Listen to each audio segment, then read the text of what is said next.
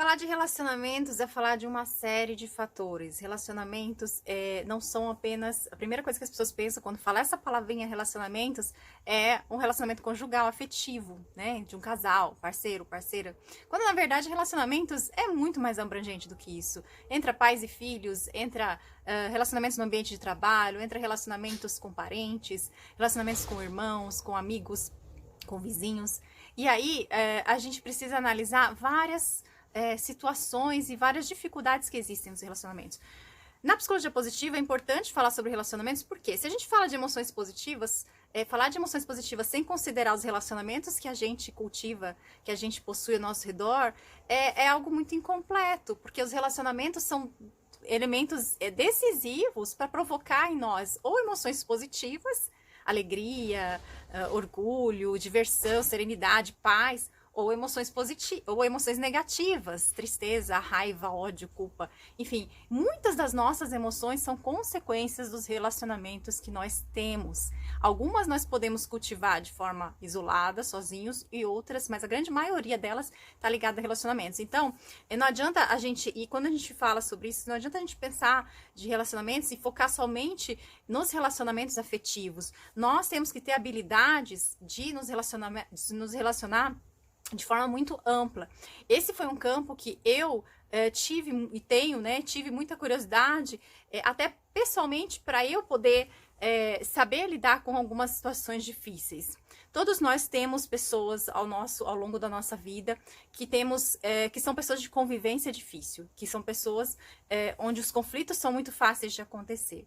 E nós não somos treinados, nós não somos preparados para lidar com pessoas difíceis. E às vezes quem é difícil somos nós também. A gente tem que reconhecer que não é só o outro que desperta isso na gente. Nós também, muitas vezes, despertamos sentimentos, falamos palavras que acabam despertando alguma emoção no outro.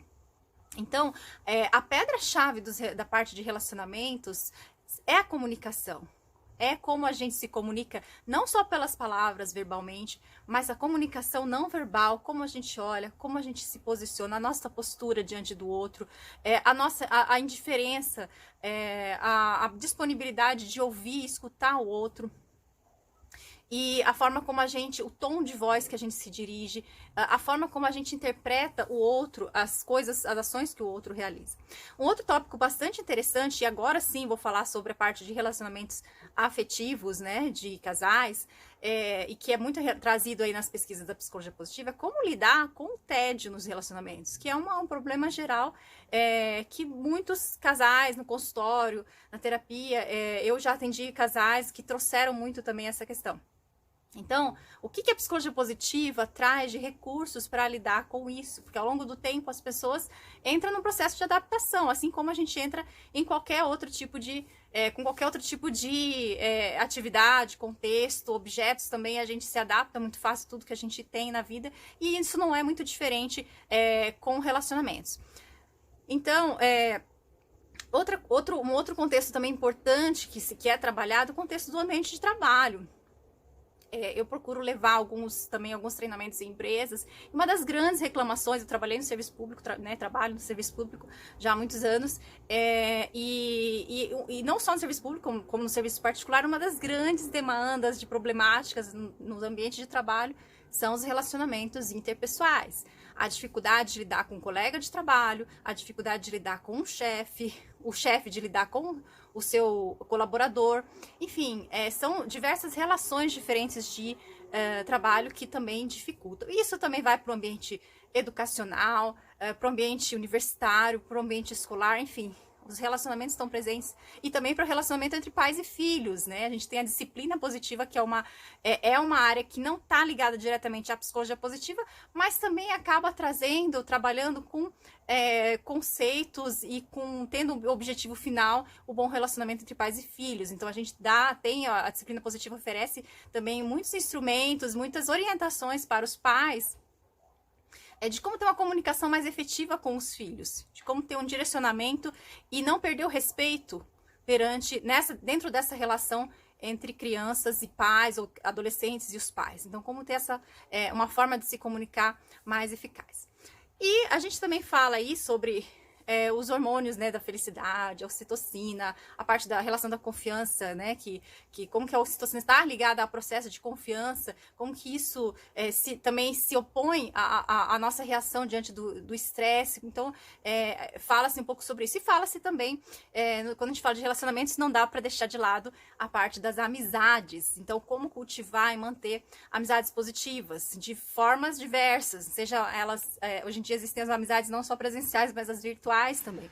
Então, como fazer com que isso não se perca com o tempo. Então, a área de relacionamentos é uma área linda. Eu complemento também muito com a comunicação não violenta, com os preceitos, os princípios da CNV, que também faz parte do rol aí de treinamentos que eu trabalho na Psicotrainer. E isso é pra vida, gente. Isso não é algo formatado, são ensinamentos. As pessoas às vezes buscam algo, buscam uma mudança de 100%. A gente não pode desacreditar dos instrumentos, daquilo que a gente tem de recursos na nossa mão. Ninguém pode buscar ou buscar uma fórmula milagrosa para resolver seus problemas. E ninguém promete isso.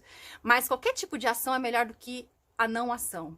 Qualquer tipo de movimento, se você ganhar 1% de melhora, se você ganhar 5% de melhora, é melhor do que aquele que critica, que aquele que não acredita em algo porque ele quer uma mudança total, uma mudança brusca. E isso não vai acontecer de uma forma tão rápida. O ser humano tem um processo de evolução gradual.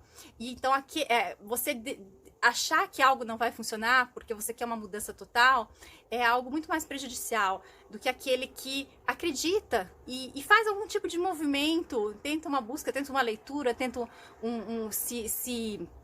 ampliar o seu conhecimento, praticar algo, nem que seja para melhorar um pouquinho, né? Então a gente tem que ter em mente esses processos dentro do desenvolvimento humano. A gente tem que ter essa consciência mais ampla da mudança gradual, da mudança de gotinhas, da mudança pouco a pouco. Aquele que desacredita porque acha que não vai ter essa mudança tão rápida, muitas vezes ele perde a oportunidade de tentar, de acabar ficando para trás daquele que está a cada dia tentando um passo a passo e conseguindo aí pequenos avanços, pequenas mudanças e melhoras no seu comportamento e nos seus relacionamentos. Fica a dica de hoje.